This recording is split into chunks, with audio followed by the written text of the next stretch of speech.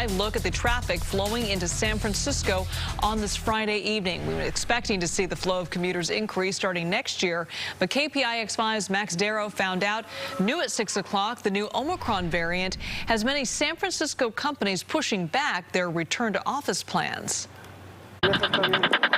Lunchtime in downtown San Francisco is still missing the pace it had in the pre-pandemic world, but it is starting to pick back up. October and November have actually picked up quite a bit.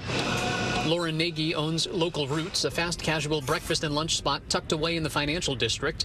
Her spot relies on people who work traditional 9-to-5 jobs in the area. I mean, they're everything to us. So when it comes to companies bringing people back to work, she's eager to hear more. Most of our customers are saying that their offices are going back either voluntarily or on a hybrid basis. About 50% of employers thought by the end of January they would actually reach that new norm, but it was further out, until about middle of next year, May, where 85% of employers said that's when we'll hit it. Kelly Obranowitz with the Bay Area Council says they've surveyed businesses all across the Bay Area, big and small, since April. An average of 200 employers are responding each month to the survey. Their latest results show about 65% of the employers they've surveyed have brought employees back to the office in some capacity, and many more planned for a January-February return.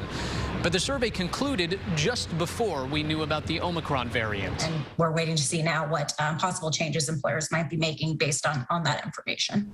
Google has since delayed their return to office plans further into 2022. And on Friday, Lyft announced they won't require employees to come back to the office until 2023. Salesforce employees can stay remote until the end of 2021, and then their so-called flex teams will decide how and where they work. The return to the workplace will also have an impact on transit. Obranowitz says they share their findings with the transit agencies. And we want them to be able to understand a little bit, when are they going to see the demand on their system as far as, when the return's happening, but then also what days of the week and what commute times might that return be happening during. In San Francisco, Max Darrow, KPIX 5.